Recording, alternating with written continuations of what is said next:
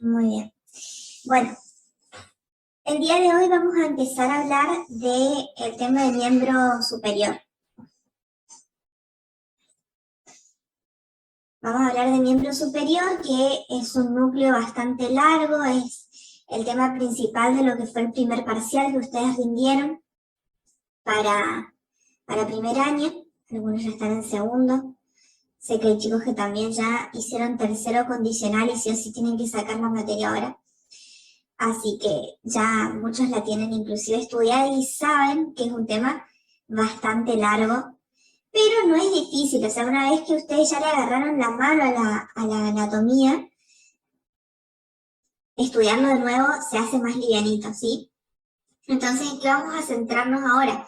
Vamos a centrarnos en los temas que son principales a saber de miembro superior. ¿Y qué es lo que se pregunta en un examen? ¿Sí? Obviamente en 3 clases, ustedes saben, los que tuvieron clases conmigo para la cursada, saben que miembro superior lo doy como, no sé, como en 12 clases, porque me gusta darlo bien y es muy largo. Pero ahora, como es un curso intensivo, es un curso para final, se supone que ustedes ya estudiaron este tema y lo conocen, vamos a centrarnos en lo que es principal conocer del miembro superior. Entonces lo que voy a hacer es dividir la semana en las 3 clases. En la primera vamos a ver osteología, articulaciones y músculos. En la segunda vamos a ver irrigación e inervación. Y la tercera la dejo completa para poder ver topografía, que es el tema más largo, el que termina incluyendo todo lo que son los otros temas, digamos, de la anatomía descriptiva. Así que bueno, vamos a empezar. Lo que sí me gustaría ver un poco de lo que son generalidades en cuanto al estudio del miembro superior. Se siguen uniendo personas, por eso por ahí cuelgo, lo estoy aceptando. No se olviden de desactivar sus micrófonos siempre que ingresan, por favor.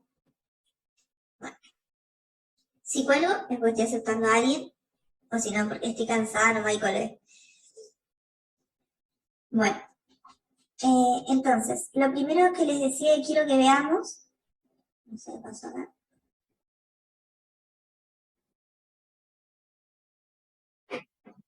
Ahí está. Es acerca de cómo estudiar el miembro superior, ¿sí?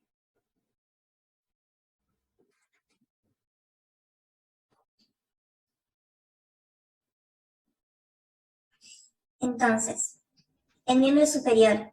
¿Qué es lo principal? Bueno, nosotros tenemos lo que es la anatomía descriptiva,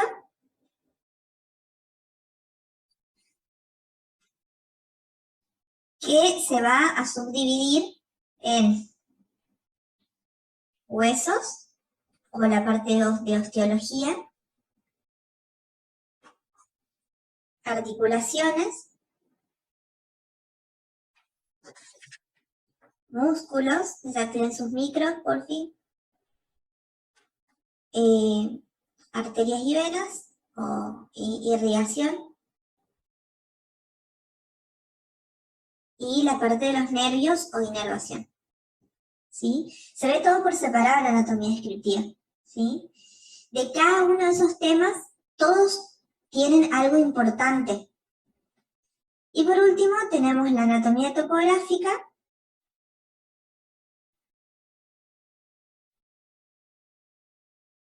que es básicamente todos estos temas incluidos, pero en regiones, ¿sí? Entonces vamos a tener la región del hombro, brazo, antebrazo y la mano. Bueno, el carpo me faltó, o la muñeca y la mano, ¿sí? O sea, vamos a ver todo esto, pero por regiones. Todo esto, la bibliografía oficial es el Rubier, ¿sí? El tomo 3, donde tiene el miembro superior y tiene el miembro inferior. En el tomo 3 ustedes pueden ver una parte, la parte de adelante, que es anatomía descriptiva, y la parte posterior del libro, la parte de atrás, anatomía topográfica. ¿sí? Entonces siempre se tienen que manejar con esa bibliografía porque es la bibliografía oficial. Bueno, de todo esto hay cosas que son importantes, más importantes, menos importantes o insignificantes, ¿sí? Entonces, en cuanto a la parte de los huesos, es por ahí lo que menos se pregunta, porque cuando se pregunta sobre articulaciones, cuando se pregunta sobre músculos, también se tocan los huesos. Entonces, como que huesos por sí solo en este tema no se lo pregunta mucho. Pero yo lo que les recomiendo es que siempre la parte de huesos lo estudien a través de las imágenes. Primero, si pueden saber cuáles son las partes en general, que tiene una diáfisis, que tiene dos epífisis, una distal, otra proximal, pero lo principal que tienen que saber de los huesos son los reparos anatómicos importantes, es decir, por ejemplo, si tiene una fosita, si tiene una apófisis, si tiene una tuberosidad, ¿sí? Esas partecitas las tienen que conocer. Sobre todo, las regiones que son articulares y las regiones que son para inserción de músculos. Esas son las principales que tienen que conocer del hueso, ¿sí? Después tenemos las articulaciones. En las articulaciones, esto sí ya lo voy a escribir porque por ahí no se lo acuerdan. De las articulaciones tenemos que saber, en primer lugar, qué tipo de articulación es. Según las clasificaciones, tenemos dos clasificaciones. Una que es acorde a los movimientos que puede realizar la articulación, donde tenemos, por ejemplo, lo que es anfiartrosis, sinartrosis, diartrosis, de acuerdo al movimiento. Después tenemos la clasificación en general si son sinoviales, fibrosas o cartilaginosas. La mayoría que nosotros vamos a ver en miembro superior son sinoviales. Y dentro de las sinoviales, ustedes tienen una clasificación de acuerdo a cómo son las superficies articulares, ¿sí? Entonces ahí podemos encontrar la palabra esferoidea, gínglimo, o troclear, silla de montar,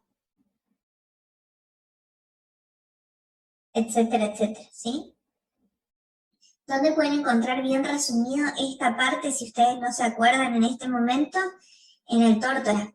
Vayan a leerlo ahí. Hay un capítulo de articulaciones donde explica bien todas las clasificaciones. Entonces pueden entender por qué tiene ese nombre. Sí. Me pregunto, ¿la gínglimo qué otro nombre tiene? Troclear. Ah, bueno, gracias.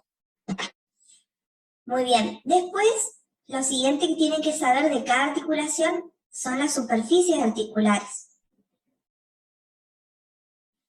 ¿A qué hace referencia esto? Por ejemplo, si se unen, por ejemplo, el húmero con el húmero con el cúbito, tienen que saber qué parte del húmero y qué parte del cúbito son las que forman parte de la articulación. Esas son las superficies articulares. Después tenemos los medios de unión, donde en general tenemos siempre una cápsula articular, en el caso de que sea una sinovial, y también vamos a tener los ligamentos de refuerzo que los tienen que conocer. No tanto de dónde hasta dónde van los ligamentos, que eso está descrito en el libro, sino más bien los nombres, ¿sí?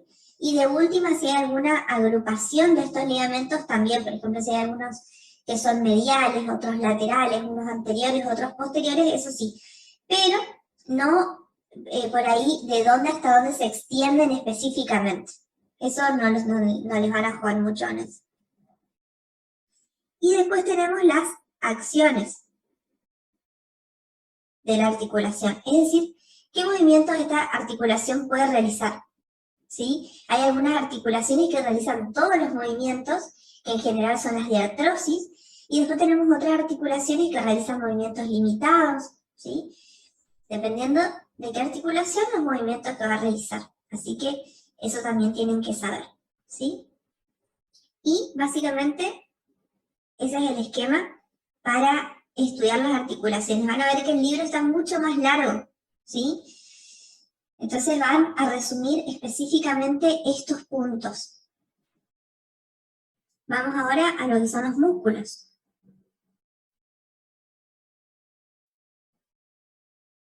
Y acá es donde la mayoría se frustra porque son muchos, es un tema bastante largo y encima el libro lo hace más largo todavía. Entonces uno dice, bueno, ¿qué tengo que saber de todo esto?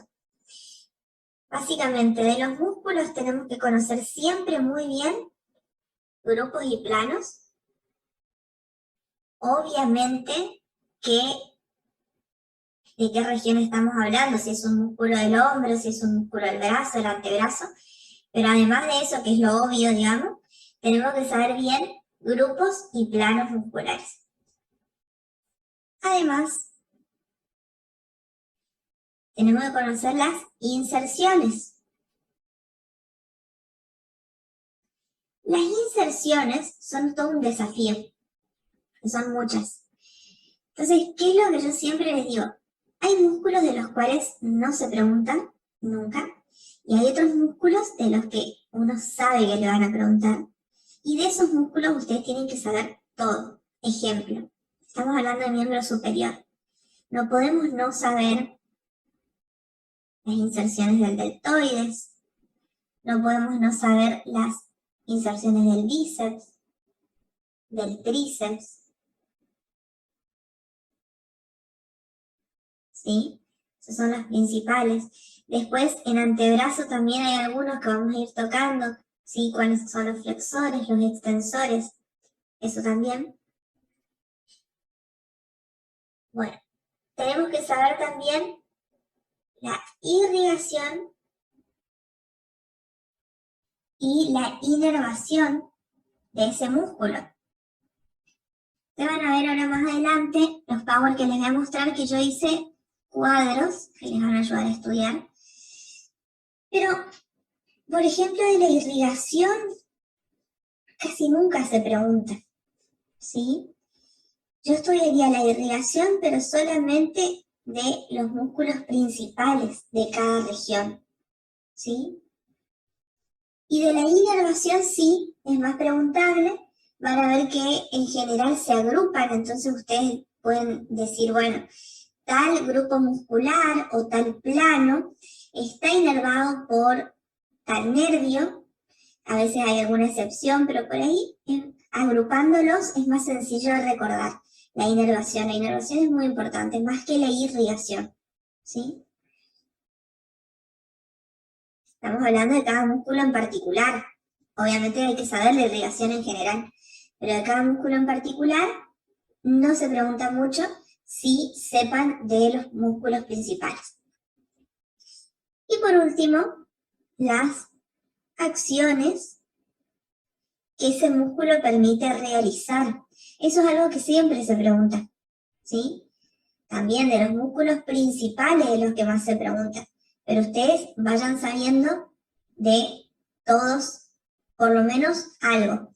Yo lo que les digo siempre en las acciones, ustedes van a ver que en el libro describe re largas las acciones, dependiendo de qué bibliografía. Lo que yo les digo es que resuman, ¿sí? ¿Hace flexión o hace extensión? ¿Hace abducción o hace aducción?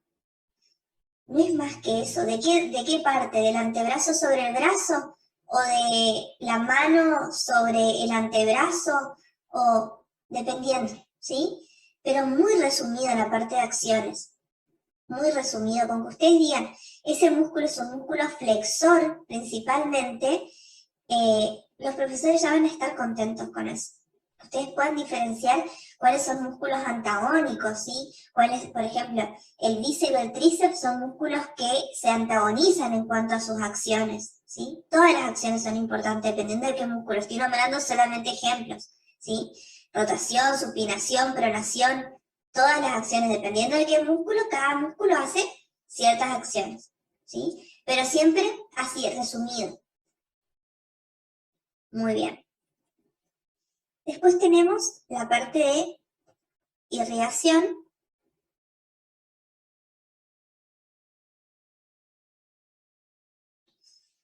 En la irrigación ustedes tienen que conocer cuál es la arteria origen, o sea, la que le da el origen a todas las demás arterias del miembro superior, y todo esto se aplica, todo esto que les estoy diciendo se aplica también al miembro inferior, todo. Después en las otras regiones como cabeza y cuello, tórax y abdomen, sí tenemos un orden de importancia diferente, pero en lo que es miembro superior y miembro inferior van a ver que respeta este mismo orden de importancia, ¿sí? Entonces, ¿cuál es la arteria que le da origen a, en este caso, la irrigación del miembro superior? ¿Sí? Y a partir de ahí, ustedes tienen que saber cuáles son las ramas terminales y cuáles son las ramas colaterales de cada una de las arterias. Siempre. Eso sí o sí lo tienen que saber. ¿Cuáles son las terminales? ¿Cuáles son las colaterales? De las terminales, tienen que saber dónde se da el cambio de nombre o la división, ¿sí? ¿En qué región, en qué punto topográfico se produce? Por ejemplo, ¿en qué punto topográfico la arteria braquial da origen a la arteria cubital y a la arteria radial? ¿Dónde se da eso, esa división? ¿Sí? No así de las colaterales. No es tan importante saber dónde sale cada una de las colaterales, ¿sí? Pero sí dónde nacen y dónde terminan las ramas principales, digamos, ¿sí? Entonces, ¿dónde nacen y dónde mueren? Para que se acuerden, ¿sí? Sí o sí, acordarse eso de cada una de las arterias, ¿sí? ¿Cuáles son las arterias que nosotros vamos a hablar? La arteria axilar, la arteria braquial, la radial, la cubital y, bueno, después las arterias palmares, la arteria de la mano, ¿sí?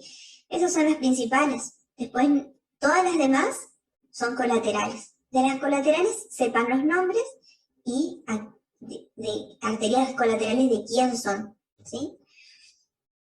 Después, dentro de lo que es la irrigación del miembro superior, específicamente tienen que saber la red articular del codo,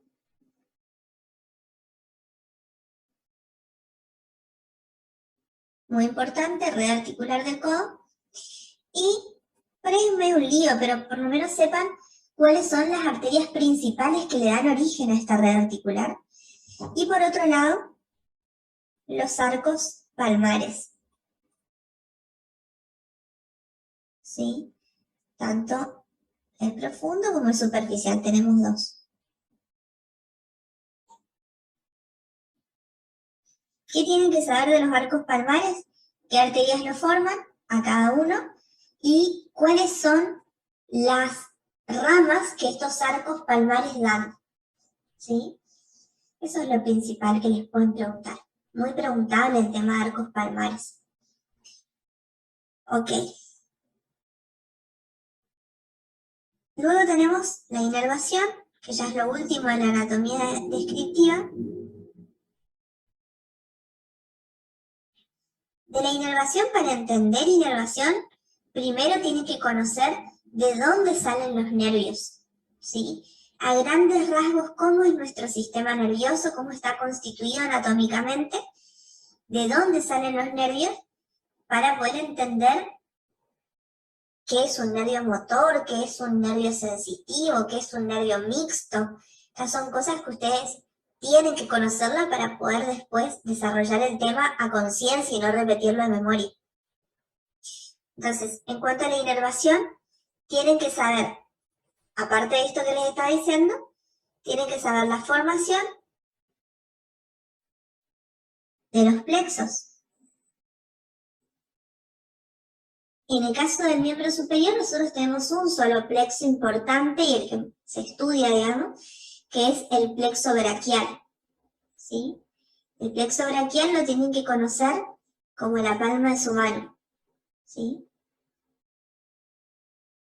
Y después de este plexo braquial, ustedes van a tener que conocer, perdón, de acá voy a sacar la flecha, para que se entienda mejor, tienen que conocer cuáles son las ramas colaterales, lo mismo que las arterias, ¿ven? y las ramas terminales.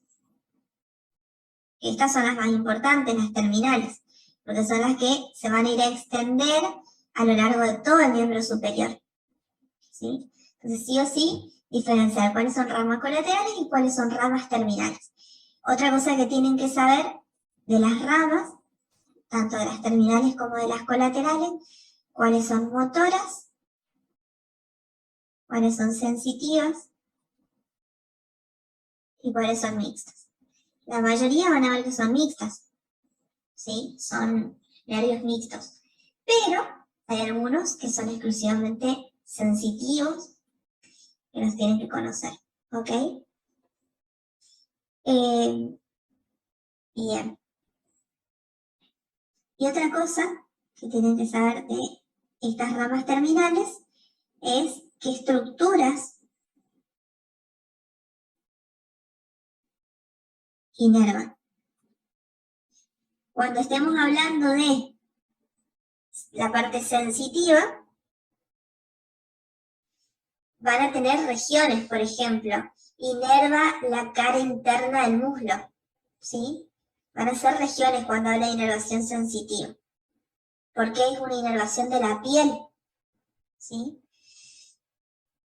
Y después tenemos las ramas motoras, que les va a hablar de inervación de músculos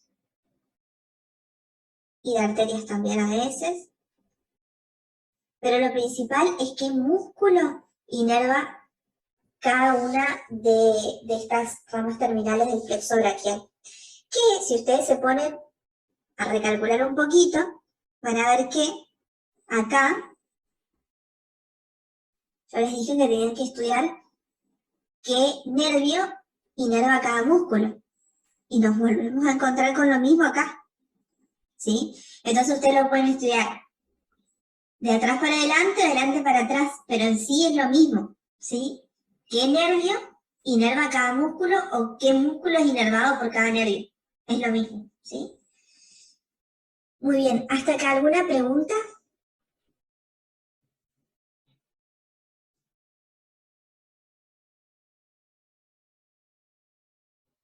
Espero no haberlos enloquecido. Espero que hayan tomado apuntes. Profe, disculpe, ¿puede repetir la última parte de las motoras sensitivas mixtas, por favor? Porque ahí sí me perdí un poquito. Básicamente, cada una de estas ramas terminales del plexo, o sea, estos nervios, van a ser algunos con una función solamente sensitiva y otros van a tener una función mixta. Cuando decimos que es una función mixta, bueno, algunos son motores también. Cuando decimos que es mixta, significa que tiene una parte, el nervio se encarga de dar sensibilidad y otra parte se encarga de dar la parte motriz, de dar movimiento, ¿sí? Por eso es mixto, porque tiene una acción motora y tiene una acción sensitiva, ¿sí? Ahí ya te respondo, Agustín. Entonces, cuando ustedes estudian, van a ver que en el libro les dice, cuando habla de la parte sensitiva de un nervio, les va a decir inerva la región interna del muslo o inerva la región posterior de la pierna, ¿sí? Y les aparecen los dibujitos de los miembros con diferentes colores, para que ustedes entiendan qué parte del miembro inferior o superior está inervado por qué nervio, ¿sí? O de la mano también, vieron que les aparece la mano y les dice, bueno, de acá para acá está inervada por el nervio tal, de acá para acá y así, etc. Tanto la palma como el dorso. Bueno, todo eso que ustedes ven en colores es inervación sensitiva, ¿sí? Porque está inervando la piel, le está dando sensibilidad a regiones de la piel. Cuando ustedes hablan de la inervación motora, ¿sí? Van a hablar de músculos, porque justamente estos nervios le dan movimiento a los músculos, o sea, ayudan que el músculo se contraiga. ¿Se entiende? Entonces les va a decir, bueno, por ejemplo, qué sé yo, el nervio circunflejo inerva el músculo deltoides, ¿sí? Y bueno, ustedes van a saber que ese es el nervio que permite que ese músculo se pueda mover. Básicamente es eso. Por eso les decía que acá, cuando hablamos de la inervación de los músculos van a encontrarse con lo mismo. En los cuadros le va a aparecer qué nervio inerva cada músculo. Y en cuanto a los arcos palmares, que me volvieron a preguntar ahí en el chat, básicamente lo principal es cómo están conformados, por qué arterias, porque van a ver que los arcos palmares, no sé si ya los estudiaron, pero son anastomosis que se producen entre dos arterias, ¿sí? Una viene de un lado, otra viene del otro, y se unen, ¿sí? Entonces tienen que saber eso, y cada arco palmar va a dar ramas también, ¿ven? Algo así es. Entonces esas ramas, ¿cómo se llaman? Eso lo tienen que saber. En cuanto a las venas, que preguntaron por ahí, voy a ponerlo por acá. De las venas yo lo que siempre hablo, y no lo voy a hablar ahora, porque es algo muy simple, muy sencillo, es de generalidades. ¿Cómo está conformado el sistema venoso? ¿Sí? Van a ver que tenemos un sistema venoso superficial y un sistema venoso profundo. ¿Cómo son esas venas? ¿Qué características tienen? Algunas tienen válvulas, otras no. ¿Cuáles son las que tienen válvulas y cuáles no? Después tenemos venas que son comunicantes, venas perforantes, etc. Entonces, a grandes rasgos, conocer cómo está conformado el sistema venoso. Y después saber en sí los nombres principales de las venas profundas, no de las superficiales, de las venas profundas, ¿sí? Van a ver que las venas profundas reciben los mismos nombres que las arterias. Entonces, siempre una arteria, vamos a poner en otro color, esta vamos a ver que es la arteria, ¿sí? Va a estar acompañada de dos venas que se llaman venas satélites.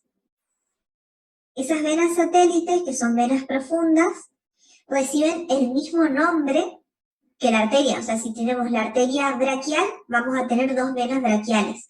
La única excepción es a nivel de la arteria axilar, que solamente tiene una vena axilar, no tiene dos, ¿sí? Y después tienen que saber también de las venas superficiales los nombres, también en general, ¿sí? Van a ver que las venas se van a nombrar desde la parte distal, es decir, desde la mano hacia el corazón, hacia lo más cercano al corazón, es decir, de la punta de los dedos hacia arriba. Esa es la forma en la que se nombran las venas. ¿Por qué? Porque las venas llevan sangre al corazón. Entonces, de acuerdo al flujo sanguíneo, es decir, si va para arriba o va para abajo, es como se van a describir. Por eso las arterias nosotros las describimos desde lo más cercano al corazón a lo más distal, porque es la forma en la que va la sangre.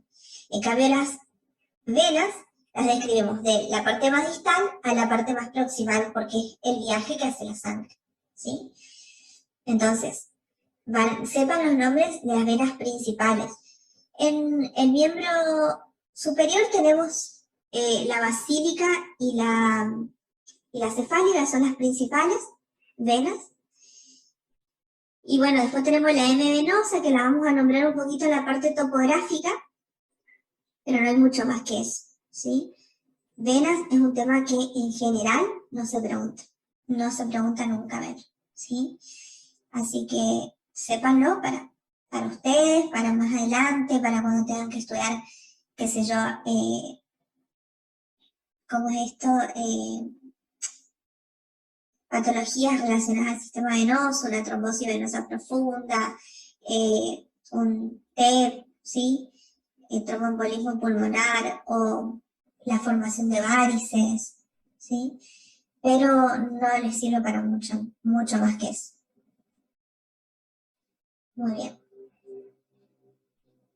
¿Otra pregunta que tengan?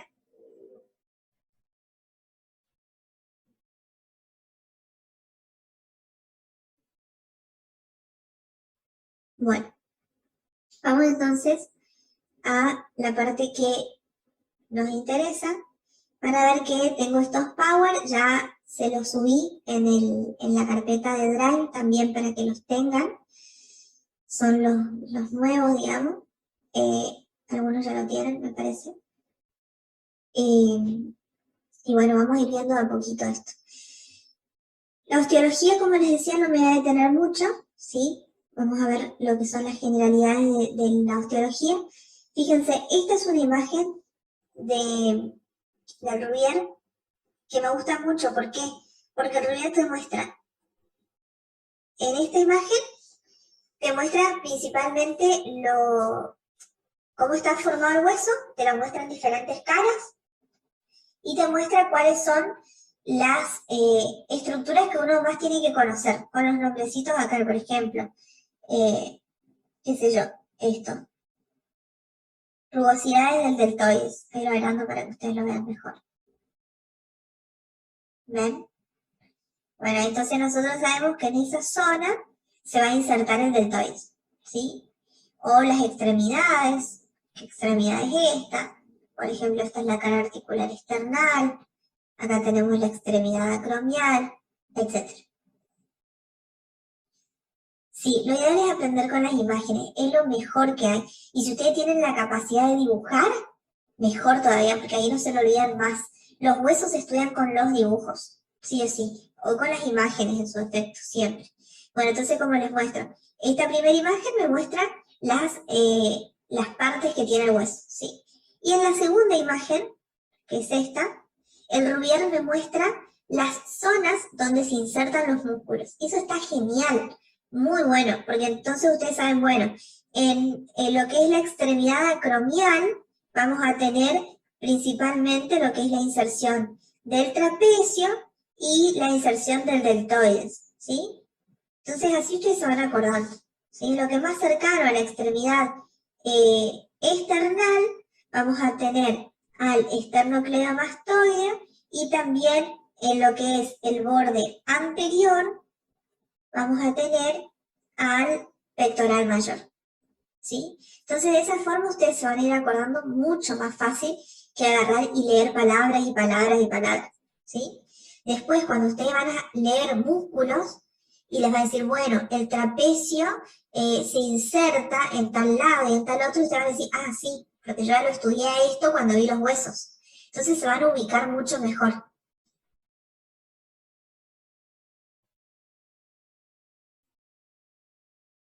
Estas para mí son las partes más importantes de las clases que doy.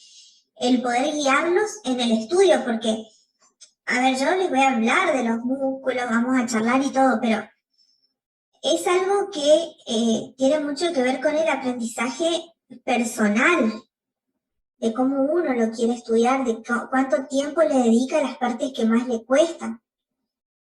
No, yo no voy a inventar la pólvora en la clase, o sea, les voy a contar lo que ya está escrito en el libro. Pero lo principal que a mí me gustaría que les quede de la clase es qué estudiar de cada tema y que no abran el libro y se vuelvan locos porque no saben qué leer, sobre todo para un final, ¿sí? Por ahí en un parcial es mucho más estrecho lo que hay que estudiar, pero en un final ustedes tienen que hacerme caso en todo esto que yo les escribí, porque cualquiera de estas cosas le pueden preguntar. Muy bien, entonces, nosotros tenemos en cuanto a la parte ósea el esqueleto de la cintura escapular, donde vamos a tener la clavícula, acá ustedes tienen un breve resumen de cada parte, y la escápula. Esos son los dos huesos principales de la cintura escapular, esos son los dos huesos en realidad, en total de la cintura escapular. Entonces, yo lo que les voy agregando es una breve introducción, fíjense que es súper cortito lo que hablamos de cada hueso, pero inclusive eso cortito a veces ni se pregunta, así que ya les digo, hueso es para leerlo, tener una idea, pero céntrense en lo que ahora vamos a profundizar. Tienen dibujos con todas las partes. En el esqueleto del brazo vamos a tener un único hueso que es el húmero, ¿sí? Que es un hueso largo, es el hueso principal del miembro superior, así que lo tienen que tener bien estudiado.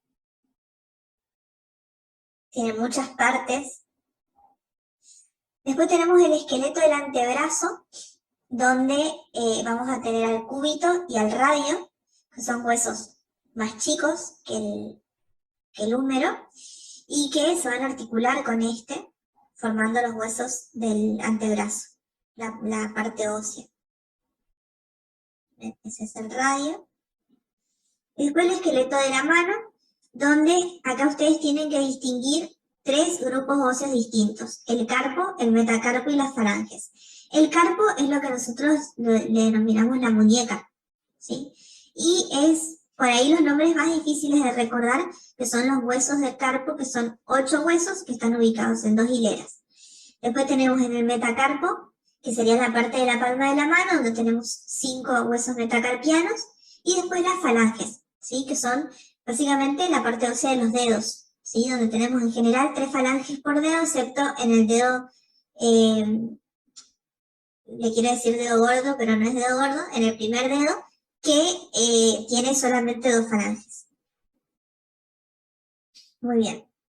Bueno, ahí tienen las hileras del carpo, divididas con color rojo, lo que es la hilera proximal, y con color verde, lo que es la hilera distal. A mí me gusta llamarle así, porque hablar de superior e inferior por ahí confunde, entonces vamos a llamarle fila proximal, fila distal. Proximal siempre lo que está más cercano al centro del cuerpo, o más hacia arriba, dependiendo de la región, y distal es lo que está más cercano a el fin del cuerpo, por ejemplo, en este caso los dedos, ¿sí? Entonces tenemos las 2 hileras de huesos, son huesos que, si ustedes los ven, son huesos cortos, y la forma de estudiarlo esto muchas veces se los dibujan en las manos, o hacen sus dibujos, tipo esquemas para recordar cuáles son los huesos de la primera fila, o fila superior, o fila proximal, y los huesos de la fila distal. Hay varias mnemotecnias que pueden encontrar para esto también, para recordarlo. Bueno, los metacarpianos son fáciles, porque son solamente 5. Siempre recuerden, se cuenta, primer dedo, lo que es el dedo gordo o el dedo pulgar, ¿sí? Y de ahí hacia el lado medial. Segundo, tercero, cuarto y quinto dedo, ¿sí? Siempre las manos en posición anatómica, ¿sí? Con las palmas hacia adelante. Entonces va de la parte externa a la parte interna, o de la parte lateral a la parte medial. Es así como se cuentan los dedos, ¿sí? Entonces, primer dedo, segundo, tercero, cuarto y quinto dedo, y después tenemos las falanges con la misma numeración. Primera falange, segunda, tercera, cuarta y quinta. Bueno, ahí tienen las falanges en diferentes colores. Se van a agrupar en lo que son falanges distales, en color rojo, las falanges medias y las falanges proximales, que están en verde. Bueno, ahora sí vamos a lo que a mí más me importa, que son las articulaciones y los músculos.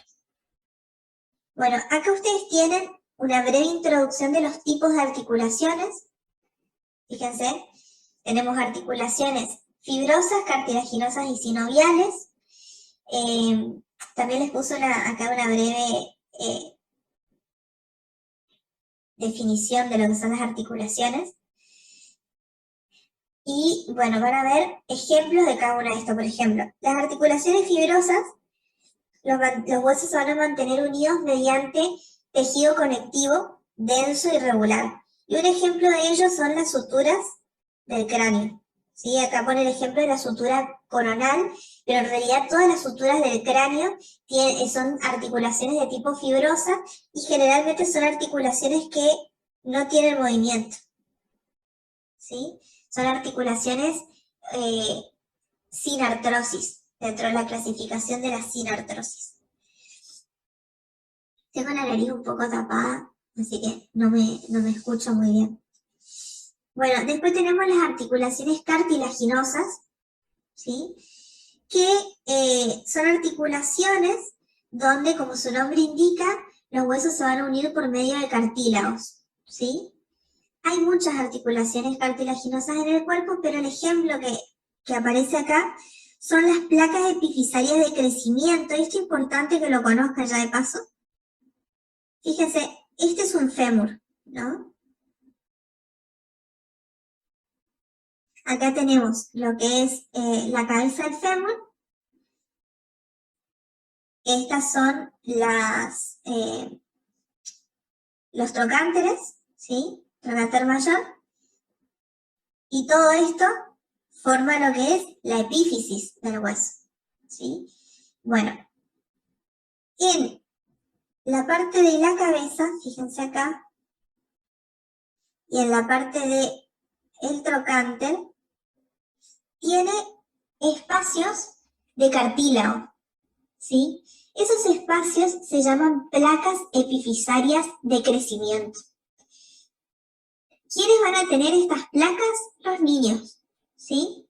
¿Por qué? Porque es a través de esas placas epifisarias de crecimiento que el hueso se puede ir alargando y puede ir creciendo, ¿sí? Hasta llegar al hueso adulto, cuando ya el ser humano deja de crecer en estatura.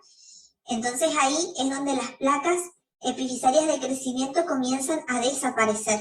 Si ustedes hacen una radiografía de un hueso largo, van a encontrar en los niños estas placas epifisarias de crecimiento y van a simular una fractura. Pero cuando ustedes conocen la anatomía normal, van a saber que no es una fractura, sino que es una placa epifisaria de crecimiento, ¿sí? Que después en el adulto desaparecen. Esas se conocen también, o sea, son articulaciones cartilaginosas, ¿sí? Temporarias, porque después desaparecen. Pero es un ejemplo.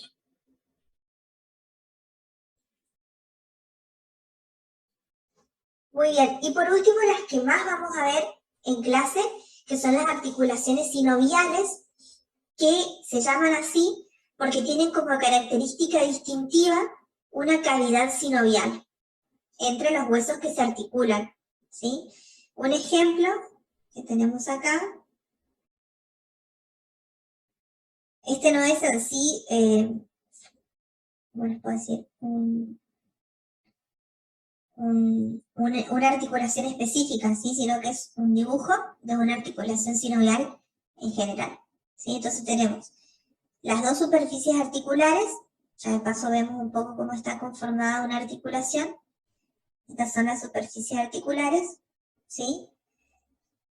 Estas superficies articulares muchas veces, y la mayoría de las veces, está cubierta por un cartílago articular. ¿Qué es esto? ¿Ven? Tiene un cartílago articular que permite que estas dos superficies articulares se encajen una con otra de manera mucho más cómoda y a su vez que también cuando estos huesos pueden llegar a tocarse, no lo hagan de forma tan traumática, ¿sí? Muy bien. Después tenemos, rodeando desde el cartílago articular, fíjense que hace este dibujo, la membrana sinovial. Que esta membrana sinovial es justamente la productora del líquido sinovial que va a estar dentro de la articulación. Todo lo que esté entre el cartílago articular y la membrana sinovial, por dentro, va a ser la cavidad sinovial, o también llamada cavidad articular, que va a contener lo que se ve ahí en amarillo, que es el líquido sinovial. Ese líquido sinovial también está ahí para evitar el contacto directo entre los huesos, actuar como sostén, ¿sí? Entonces todo el tiempo que nosotros nos movemos, saltamos, caminamos, estas articulaciones están cubiertas por este líquido sinovial que permite que se deslicen correctamente.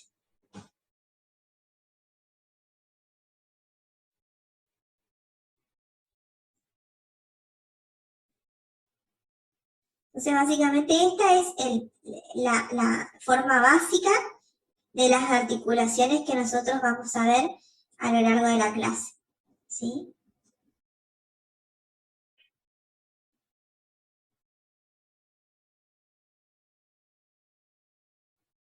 Acá también les estoy poniendo un poco lo que son los tipos de articulaciones sinoviales con los diferentes dibujos, ¿sí?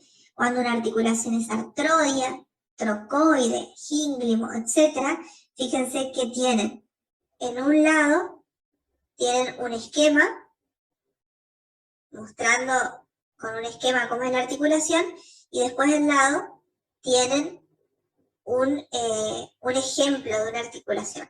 Pero aparte de esas que aparecen como ejemplo, hay muchas otras. Entonces eso lean bien para ir conociéndolas. Acá tenemos la condilia, en silla de montar, la enartrosis, que también se llama esferoidea. ¿Sí?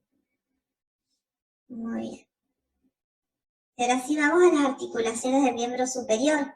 En el miembro superior nosotros tenemos la articulación escapulohumeral, la articulación del codo, sí. Te pregunto, dentro de las articulaciones sinoviales están las enartrosis, silla de montar. Todas estas que vimos son 6. Trocoide, artrodia, gínglimo o tropiar también se llama esta. Condilias, en silla de montar, y anartrosis o esferoideas. Igual ya después, ya está cargado el Power para que después los copien. Muy bien, entonces, las articulaciones del miembro superior principales son estas 3, pero no son las únicas. ¿Sí? La escapulohumeral, o articulación del hombro, la articulación del codo, que son 3 articulaciones agrupadas, la articulación de la muñeca, pero después tenemos las articulaciones que pertenecen a la cintura escapular, ¿sí? Ahí está. Tenemos las articulaciones que pertenecen al carpo, ¿sí? Las articulaciones metatarso-falángicas y las articulaciones interfalángicas, que son todas articulaciones de la mano.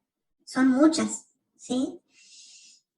Así que ahí tenemos más articulaciones, pero las principales son estas 3, que son la escapulohumeral, la articulación del codo y la articulación de la muñeca. Muy bien. Acá vamos a empezar describiendo lo que son las articulaciones de la clavícula con la escápula o articulaciones de la cintura escapular, ¿sí? Entonces, estas articulaciones van a comprender lo que son la articulación acromioclavicular y la articulación que está formada solamente por un ligamento, que es el ligamento coracoclavicular, ¿sí? Entonces, esas 2 articulaciones tenemos que recordar en cuanto a la unión de la clavícula con la escápula. Acá tiene la descripción de cada una, la articulación acromioclavicular, y acá tenemos el ligamento coracoclavicular, ¿sí? Y fíjense cómo están descritas para que ustedes después se ubiquen en su estudio. Tenemos qué huesos une, qué tipo es, tenemos también las superficies articulares, los medios de unión, ¿sí? Hasta la membrana sinovial la nombré acá, que a veces no es tan necesario. Y en general, acá tienen los movimientos que realizan las 2. Esta y en sí el ligamento. ¿Sí? Entonces, eso es lo que ustedes tienen que estudiar siempre. Y que yo me voy a centrar para describirle, bueno, acá tiene un dibujo y todo. Ese dibujo me encanta porque está en muy buena calidad. Bien, seguimos. Este dibujo muestra muy bien los ligamentos, fíjense, tenemos ligamento acromioclavicular, el ligamento coracoacromial, el ligamento trapezoide, con sus 2 haces, el ligamento conoide, que forman parte del ligamento coracoclavicular, ¿sí? Está muy buena esa parte porque se lo ve muy bien. Acá tenemos el transverso superior de la escápula.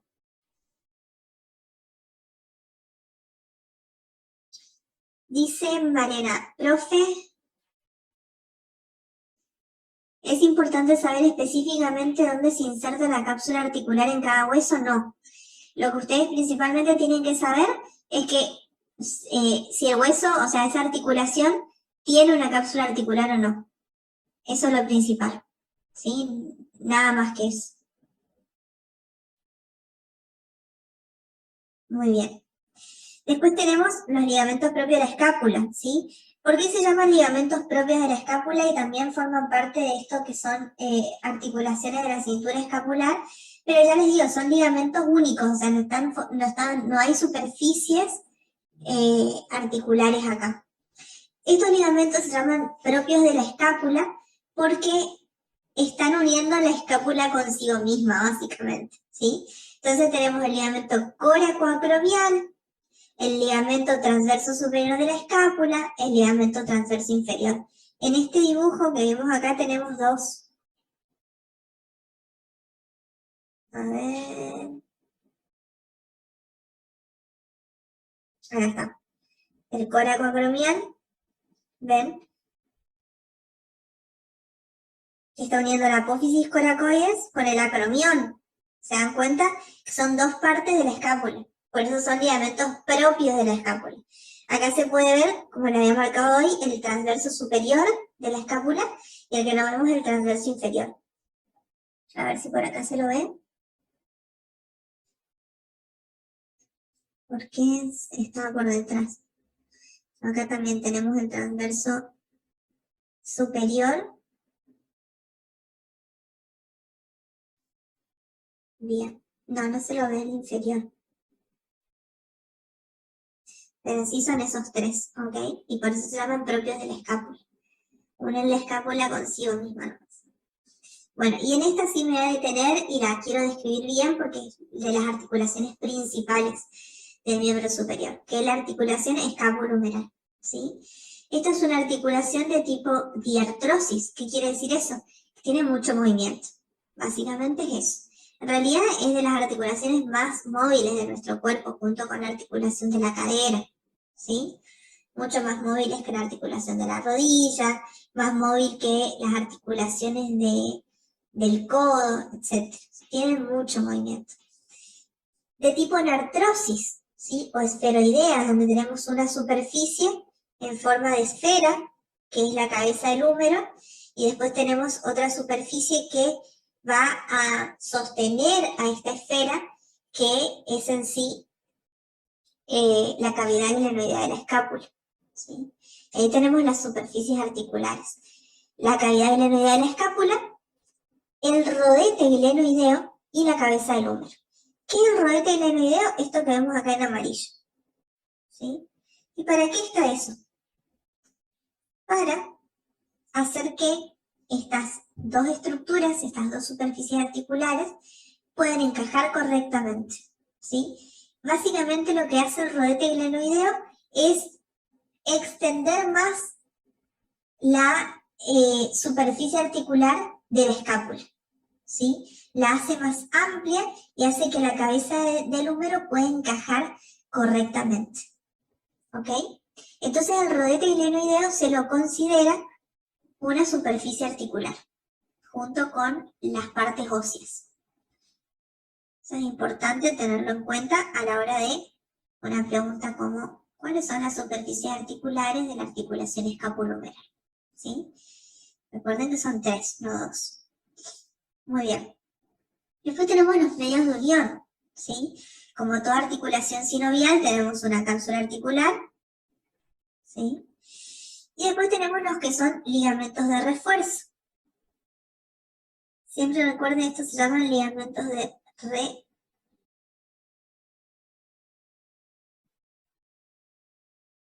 refuerzo, ¿sí?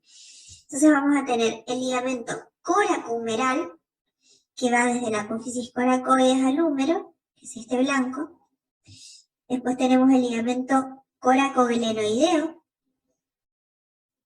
que va desde la apófisis coracoides al rodete glenoideo, que es ese rosadito que se ve apenas ahí.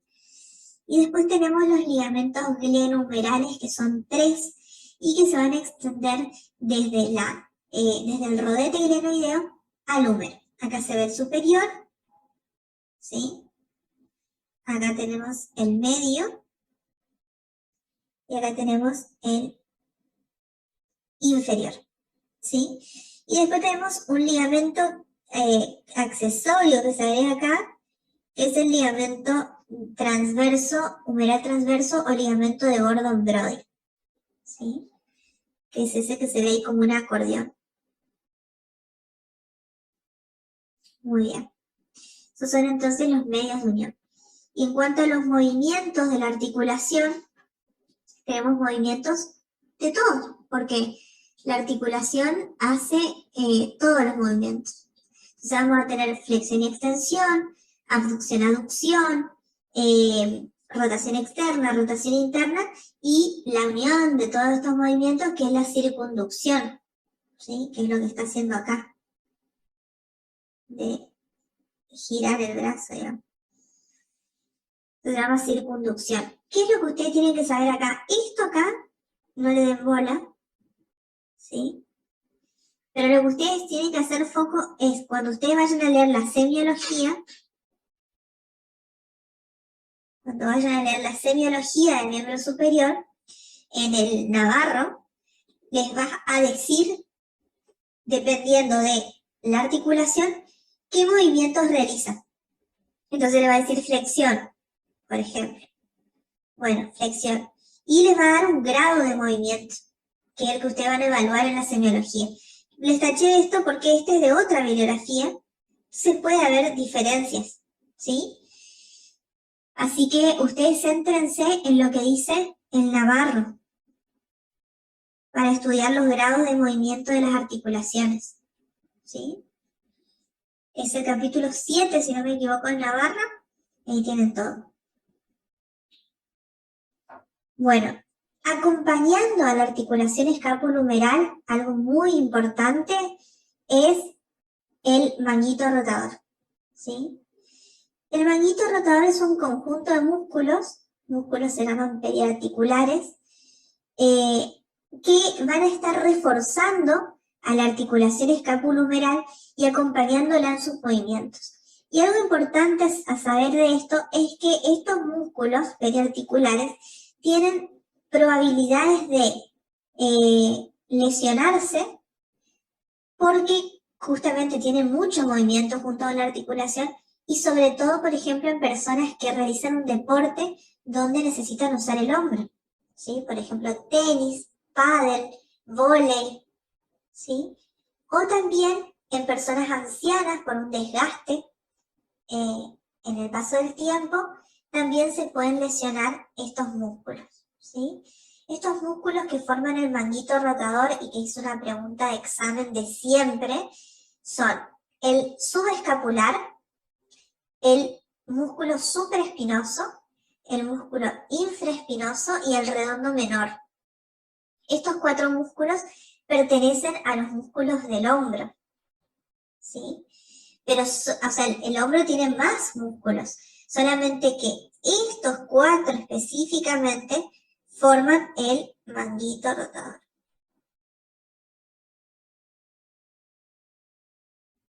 ¿Sí? Acuérdense bien de esto. ¿Ok? Bueno. ¿Para qué servía, profe? ¿Cómo? ¿Para qué sirve? O sea, ¿cuál es la función del manguito rotador? Dar sostén. Refuerza a la articulación escapulohumeral, ¿sí? La refuerza y la acompañan en los movimientos, ¿sí? Por eso son tan importantes. Muy bien. Articulación del codo. Se la agrupa como articulación del codo, pero en realidad son 3 articulaciones que se van a dar. Porque recuerden que tenemos el hueso, ese es mi hueso horrible, tenemos el húmero y después tenemos el cúbito y tenemos el radio, ¿sí? Entonces se van a dar 3 articulaciones acá. Son 3 huesos que se van a estar uniendo entre sí. Entonces vamos a tener la articulación húmero-cubital, el nombre ya nos indica entre qué hueso sea, entre húmero y cúbito, la húmero radial entre húmero y radio, y después tenemos la radio cubital proximal, que es entre cúbito y radio a esta altura. Y se llama radio cubital proximal porque después tenemos otra articulación acá abajo, que es la radio cubital distal, pero esa no forma parte de la articulación del codo, sino que ya está mucho más abajo. Pero bueno, estas tres son articulaciones que forman la articulación del codo en general. Cada una de estas articulaciones es una articulación diferente.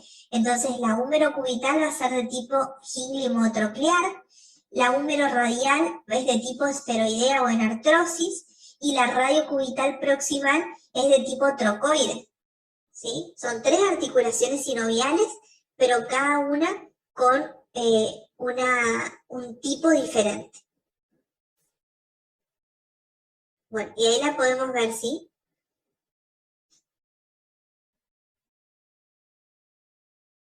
Acá les hablo de lo que son las superficies articulares en general de las articulaciones, de la articulación del codo en sí. Entonces voy a agrupar como superficie articular del extremo inferior del húmero.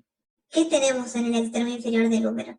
Tenemos la tróclea, que es esta parte, y después tenemos también el capítulo, o también llamado cóndilo, y el surco capítulo troclear, que es el que está acá, ¿sí? Entonces, ahí están agrupadas, pero básicamente la tróclea forma parte de la articulación húmero-cubital y el capítulo forma parte, o cóndilo, forma parte de la articulación húmero-radial, ¿sí? Después tenemos las superficies articulares del extremo superior del cúbito, ¿sí? ¿Qué tenemos en el extremo superior del cúbito? La fosita articular, perdón, el extremo superior del cúbito, la escotadura troclear, que es esta que vemos acá, la escotadura troclear que va a encajar con la tróclea del húmero, ¿sí? Y después tenemos la escotadura radial, que es esta que está acá, que es la superficie articular con, de parte de la articulación radiocubital proximal, ¿sí? Y después las superficies articulares del extremo superior del radio, donde tenemos la fosita de la cabeza del radio, que está acá, que se va a articular con el capítulo del húmero. Y después tenemos también la circunferencia articular de la cabeza del radio, que va a ser todo esto, que va a formar parte de la articulación radiocubital proximal, ¿sí? Y bueno, y algo que también forma parte de la superficie articular y que en esta imagen no se lo ve, acá está mejor, es el ligamento anular. Porque esta es una articulación, la radiocubital proximal, es una articulación de tipo condilia. Entonces, vamos a tener este ligamento que rodea a la cabeza del radio, ¿sí? Manteniéndola unida al cúbito, ¿sí? Acá tenemos la escotadura radial del cúbito para el radio, digamos. Esta es la fosita de la cabeza del radio. Y este sería el borde de la cabeza del radio, ¿sí? Y esto que vemos acá más tridimensionalmente mucho mejor es la escotadura troclear que va a encajar con la tróclea del húmero, ¿sí? Entonces esas son las superficies articulares. Son muchas, pero porque son 3 articulaciones en total. Y acá tenemos los ligamentos de refuerzo, ¿sí? Tenemos ligamentos laterales, que se dividen en laterales internos y en laterales externos, ¿sí? Van a ver por ahí en el Rubier, hay una pequeña variación con los nombres en cuanto a esto, ¿sí? Pero recuerden que unos están externamente y otros están internamente. Los nombres son lo mismo, ¿sí? El ligamento lateral interno tiene 3 fascículos, fascículo anterior, medio y posterior, y se suma a lo que es el ligamento de Cooper acá, el rojo, y después en el lateral externo tenemos también fascículo anterior, medio y posterior, ¿sí? Del mismo ligamento. Cuando hablamos de fascículos, estamos hablando de un mismo ligamento que se divide en varias partes, pero es el mismo ligamento en sí, ¿ok? Y después se suman a estos ligamentos laterales el ligamento posterior y el ligamento anterior, ¿sí? que acá no los tenemos bien en imágenes, pero el anterior estaría ubicado acá y el posterior estaría ubicado acá atrás. ¿Sí? Acá.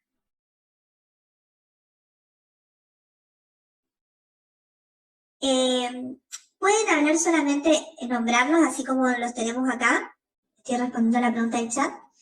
Y después si les preguntan, decir, bueno, ligamento colateral radial. Acá están los nombres según Rubier. El colateral cubital es el lateral interno. Y el colateral radial es el lateral externo. ¿Sí? Son nombres diferentes. Entonces los nombres, y después si les llegan a preguntar, dicen, bueno, estos dos tienen fascículo anterior, medio y posterior, etcétera, etcétera. ¿Sí? Pero si no, los nombran así nomás como está acá. ¿Ok? Bueno, se está por terminar el tiempo, así que vamos a tener que seguir la próxima clase con lo que queda. Y creo que la última clase de la semana va a ser un poco más larga de lo esperado, porque se nos van a ir juntando, me parece, los temas, porque realmente quiero tratar de